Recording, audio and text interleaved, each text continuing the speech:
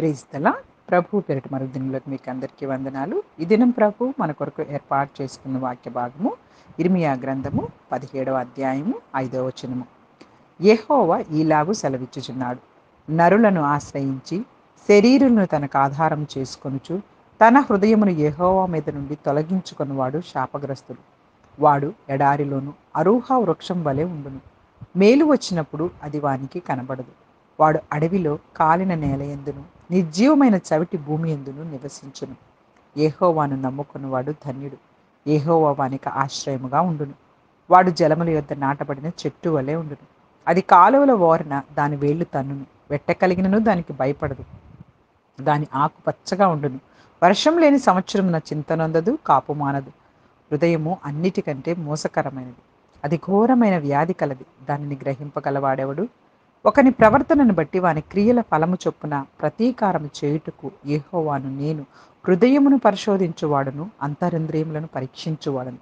న్యాయ విరోధముగా ఆస్తి సంపాదించుకున్నవాడు తాను పెట్టని గుడ్లను పొదుగు కౌజు పిట్టవలే ఉన్నాడు. సగము ప్రాయములో వాడు దానిని విడవలసి వచ్చును. అట్టివాడు కడపటి వాటిని విడుచుచు అవివేకిగా కనబడును. హల్లెలూయా, హల్లెలూయా. పరిశుద్ధ దేవుడు ఈరోజు ఈ వాక్య భాగం ద్వారా మనతో మాట్లాడడానికి ఇష్టపడుతూ ఉన్నారు.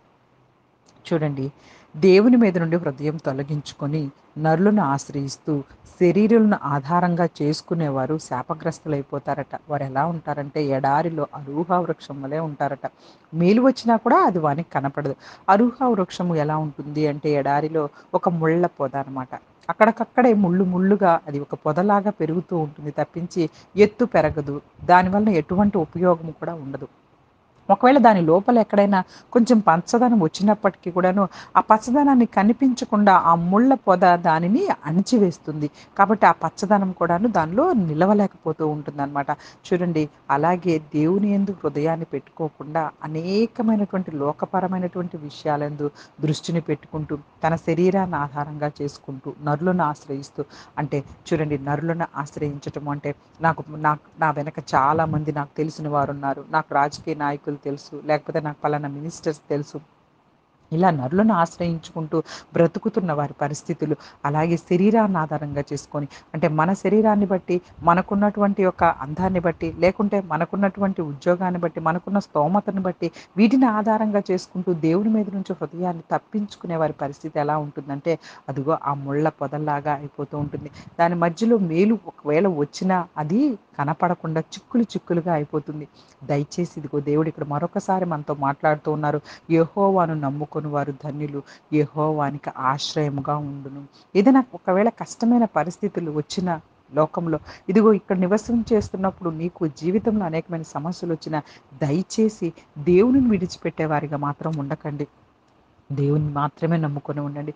నేను దేవుని ఎంత నమ్ముకున్నా నా జీవితంలో సమస్యలు తీరట్లేదంటే దేవుని దగ్గర గోజాడు, ప్రార్థించు, బ్రతిమాలు, దేవుని దగ్గర కూర్చొని అయ్యా నాకు సహాయం చెయ్యి, ఈ సమస్యలో నుంచి నేను బయటపడటానికి నాకు సహాయం చెయ్యి అని చెప్పేసి దేవుని దగ్గర మొరపెట్టుకునే వారిలో ఉండాలి కానీ దయచేసి దేవునిని విడిచిపెట్టేసేసే వారిలో మాత్రం ఉండకండి.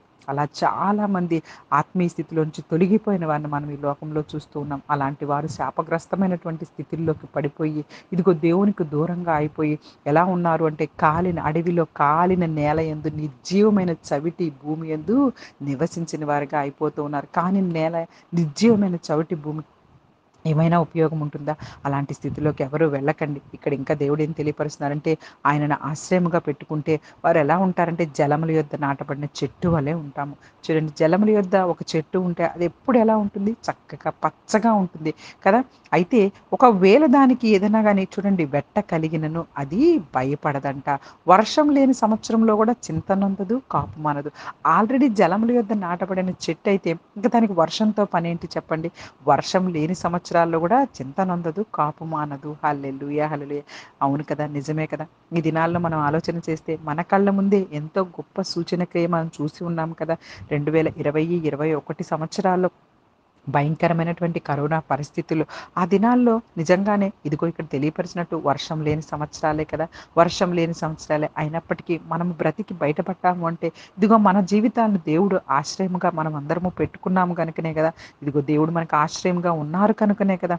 మరి మన హృదయాన్ని చాలా జాగ్రత్తగా పరిశోధించుతున్నటువంటి దేవుని పట్ల మనం ఏ విధంగా ప్రవర్తిస్తూ ఉన్నాము? ఆ పక్కనే వచనంలో చూసుకోగలిగితే చూడండి అక్కడ ఏం హృదయం అన్నిటికంటే మోసకరమైనది. అది ఘోరమైన వ్యాధి కలది. దానిని గ్రహింపగలవాడెవడు? హల్లెలూయా! హల్లెలూయా!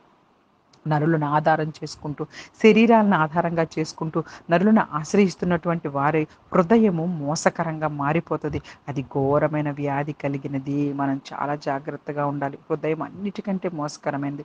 హృదయం ఎప్పటికప్పుడు సాతాను అపవాది మన హృదయంలోకి జొరబడి అన్ని విషయాల్లో కూడా మనల్ని మోసపరచాలని ప్రయత్నం చేస్తూ ఉంటాడు. అందుకే ఘోరమైన వ్యాధిగా మనమందరము కూడాను హృదయాన్ని వ్యాధిగ్రస్తులుగా చేసేసుకుంటూ ఉన్నాం. దానిని గ్రహింపగలవాడెవడు? దానిని గ్రహించి గనక మనం జాగ్రత్తగా ఉండగలిగితే చూడండి దేవుడేం తెలియపరుస్తున్నారు. ఒకని ప్రవర్తనను బట్టి వాని క్రియల ఫలము చొప్పున ప్రతీకారం చేయుటకు యెహోవా నేను హృదయములను పరిశోధించువాడను, అంతరంద్రియములను పరీక్షించువాడను. మనం చేసే క్రియలను బట్టి మనకు ప్రతిఫలం ఇవ్వటానికి దేవుడు ఎప్పుడూ ఇష్టపడుతూ ఉన్నారు. మనము చేసేటటువంటి నీతి క్రియలకు నీతికరమైనటువంటి ఫలాలను ఇవ్వాలని దేవుడు ఆశపడుతూ ఉన్నాడు. కానీ చూడండి హృదయాలను దేవుడు పరిశోధిస్తున్నప్పుడు, ఆయన అంతరింద్రియాలను పరీక్షిస్తూ ఉన్నప్పుడు భయంకరమైనటువంటి హృదయం అంతా కూడాను మోసకరంగాను, ఘోరమైన వ్యాధి కలదిగా మనుషులకు, నరులకు నరుల యొక్క హృదయాలు ఆ విధంగా దేవునికి కనిపిస్తూ ఉన్నాయంట. చాలా జాగ్రత్తగా ఉండాలి. అందుకే అనేక సార్లు మనకు బైబిల్ గ్రంథంలో ఇదిగో దేవునియందు భయభక్తులు కలిగి ఉండటం అంటే ఏంటంటే చెడుతనమును అసహించుకొనుటయే. గర్వంగా ప్రవర్తించకుండా మనం గర్వమును వదిలిపెట్టుకొనటమే. గర్వంగా ప్రవర్తించకూడదు. మనల్ని మనం తగ్గించుకోవాలి. ఇవే దేవునియందు భయభక్తులు కలిగిన జీవితం అంటే. అలా ఉంటున్నామా లేదా? మన హృదయాన్ని దేవుడు పరీక్షిస్తున్నారు. జనులు కాదు పరీక్షిస్తున్నది. ఇక్కడ క్లియర్‌గా తెలియపరుస్తున్నారు. ఇదిగో దేవుడు అంటూ ఉన్నారు. నేను హృదయమును పరిశోధించువాడను. నేను హృదయాన్ని పరిశోధించి మీ క్రియల ఫలములను చొప్పున ప్రతీకారం చేయటానికి నేను హృదయాన్ని పరిశోధిస్తున్నాను. మీ ప్రవర్తనను బట్టి నేను తప్పకుండా మీకు క్రియలిస్తాను. మీరు నీతి క్రియలు చేశారా? నీతిమైనటువంటి ఫలాలను కోసుకుంటారు. హల్లెలూయా! హల్లెలూయా! బహుగా మిమ్మల్ని నేను ఆశీర్వదించడానికి ఇష్టపడుతూ ఉన్నారు. చెడ్డ తలంపులతో ఉండి, ఇదిగో భయంకరమైనటువంటి అసూయ, ద్వేషాలు, మత్సరము పెట్టుకున్న మనందరికీ సామెతల గ్రంథంలో కూడా తెలియపరుస్తూ ఉంటారు. మత్సరం ఎముకలకు కుల్లంట. అసలు ఎముకలు చాలా గట్టిగా ఉంటాయి. వాటికి కుళ్ళిపోయటం అనేది జరగదు మామూలుగా కూడాను. కానీ ఎముకలకు కూడా కుళ్ళిపోయే విధంగా చేయగలిగినటువంటి శక్తి ఎవరికుందంటే అసూయ అనే లక్షణానికి ఉందంట. అలాంటి లక్షణం మన హృదయంలో ఉండటానికి దేవుడు ఇష్టపడట్లేదు.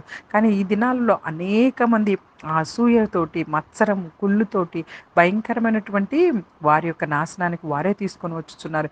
చూడండి మనం బైబిల్ గ్రంథంలో అనేక చోట్ల రాయబడి ఉంటుంది. చూడండి సౌలు దావీదు గారిని గనక మనం గనక చూసుకోగలిగితే సౌలు రాజ్యాన్ని విస్తరింప చేయాలని చెప్పేసి దావీదు ఎంతో ప్రయత్నం చేస్తూ ఉంటే కానీ సౌలుకి ఏమైపోయింది దావీదుని అందరూ మెచ్చుకుంటున్నారు నన్ను ఎవరు మెచ్చుకోవట్లేదని చెప్పేసి దావీదు మీద అసూయతోటి దావీదుని చంపించాలని ప్రయత్నం చేశాడు. ఇంకా దానికంటే కొత్త నిబంధనలో యేసుక్రీస్తు వారిని గురించి కనుక చూసుకోగలిగితే యేసుక్రీస్తు వారికి వస్తున్నటువంటి ఆయన బోధకు ఆయన ఉపదేశాలకు అందరూ జనులు ఆయన దగ్గరికి వచ్చేస్తున్నారని పరిసయ్యులు శాస్త్రులు ఆయన యందు అసూయపడి ఆ దేవునిని అప్పగించిరి అన్న విషయాన్ని పిలాతు గ్రహించాడండి. కేవలం ఈయనలో ఎటువంటి తప్పు లేదు కానీ ఇదిగో వీరు కేవలం అసూయతో ఆయనను అప్పగించిరన్న విషయము పిలాతు గ్రహించాడు. చూసారా అసూయ ఎంత భయంకరమైందో. పరమ దేవుణ్ణి కూడాను వారు శిలువ శిక్షకు అప్పజెప్పడానికే అసూయే పనికి వచ్చిందక్కడ. కాబట్టి అలాంటివి మన హృదయంలో ఉన్నాయేమో ఒక్కసారి దేవుడు మనల హృదయాన్ని పరిశోధిస్తూ ఉన్నాడు. అంతరింద్రియాలను పరీక్షిస్తూ ఉన్నాడు. మనం బతిమలాడుకోవాలి దేవుని దగ్గర. నాయన నాలో ఒకవేళ ఈ గుణం ఉందేమో, ఈ గుణం ఉంటే నన్ను ఆ యొక్క గుణాన్ని నా నుంచి తీసివేయమని చెప్పేసి ఆయన దగ్గర బతిమాడుకోవాలి. ఆయన బ్రతిమాలుకున్నప్పుడు మన దగ్గర నుంచి ఆ యొక్క లక్షణాన్ని తీసివేస్తారు. హల్లెలూయా! హల్లెలూయా! ఇంకను 11వ వచనంలో న్యాయ విరోధంగా ఆస్తి సంపాదించుకున్నవాడు తాను పెట్టని గుడ్లను పొదుగు కౌజు పిట్టవలే ఉన్నాడంట. సగం ప్రాయంలో వాడు దానిని విడవలసి వస్తుంది. న్యాయ విరోధంగా ఆస్తి సంపాదించుకోవాలని ప్రయత్నం చేయొద్దు. దేవుని యొక్క మార్గంలోనే దేవుడిచ్చినటువంటి ఆ యొక్క తలాంతులలోనే మనం న్యాయముగా మన ఆస్తులను సంపాదించుకోవాలి తప్పించి, న్యాయ విరోధంగా ఆస్తి సంపాదించుకుంటే తాను పెట్టని గుడ్లను పొదుగు కౌజు పిట్ట వలె ఉంటారు. ఆ గుడ్లను కౌజు పిట్ట పొదగదు. కానీ దాని మీదకి వెళ్ళిపోయేసేసి దాని మీదకి పెట్టిన గుడ్లు. ఆ గుడ్లకు కౌజు పిట్ట వెళ్ళి పొదుగుతుంది. తర్వాత, తర్వాత కొంచెం పెద్దయిన తర్వాత ఆ యొక్క గుడ్లలో నుంచి బిడ్డలొచ్చిన తర్వాత తెలిసిపోతుంది. ఈ బిడ్డలు తన బిడ్డలు కాదని. ఆ బిడ్డలకు కూడా తిన తల్లి కాదని తెలిసిపోతుంది. అవి ఎగిరిపోతాయి. అందుకే చూడండి, సగం ప్రాయంలో వాడు దాన్ని విడవవలసొచ్చును. న్యాయ విరోధంగా ఆస్తి సంపాదించుకుంటే నీ యొక్క జీవితకాలం కూడా తగ్గింపు చేసేస్తాడు దేవుడు. కాబట్టి చాలా జాగ్రత్తగుండాలి.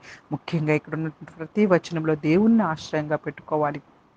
ఆయనను ఆశ్రయంగా పెట్టుకున్న వారు ధన్యులుగా దేవుడు చూస్తూ ఉన్నారు. అలాగే హృదయం అన్నిటికంటే మోసకరమైంది కాబట్టి మన హృదయాన్ని మనం చాలా జాగ్రత్తగా దేవుని యొక్క మాటలతో నింపుకోవాలి. హృదయాన్ని దేవుని మీద మాత్రమే మనము నిలుపుకోవాలని కోరుకుంటూ ఈ చిన్ని వాక్యాన్ని దేవుడు ఆశీర్వదించి దీవించును గాక. ఆమేన్. ఆమేన్. God bless you all.